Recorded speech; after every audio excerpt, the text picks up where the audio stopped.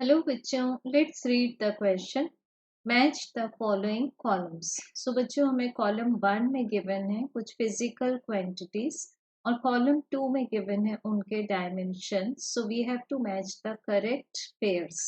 सबसे पहले है कॉलम 1 में entry A, coefficient of viscosity. So it is denoted by the symbol eta और इसके लिए हम इक्वेशन लिखते हैं by Newton's law of viscosity.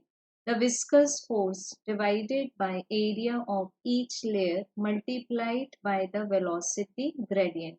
And although ये जो force है वो negative आएगा हमारे पास because it is opposite to the direction of propagation of fluid. But since यहाँ पर हम सिर्फ magnitude में interested है dimensions के लिए, therefore हम लोग यहाँ absolute equation ले रहे हैं.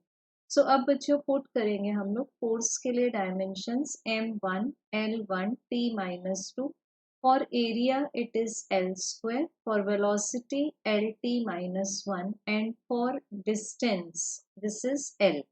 सो हमें मिल जाएगा यहाँ से ईटा का dimensional equation as m(l-1 t-1).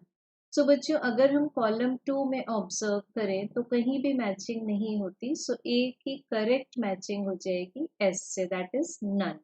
Next we will be checking for the second quantity which is surface tension.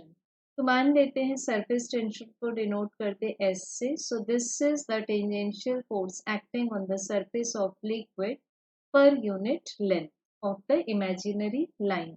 अब फोर्स के लिए लिखेंगे m1 l1 t-2 and for length only l1.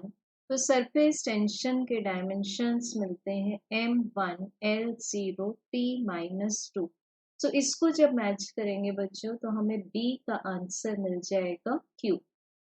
Then comes the entry C. Entry C में हमें पूछा है modulus of elasticity. So modulus of elasticity को suppose denote कर देते हैं E से. So this is equals to stress divided by strain. अब तीन टाइप के स्ट्रेस, तीन टाइप के स्ट्रेन, तीन टाइप के मॉड्यूलस ऑफ इलास्टिसिटी. सो कोई भी मॉड्यूलस ऑफ इलास्टिसिटी ले ले, ईदर यंग्स और बल्क और the modulus of rigidity that is shear.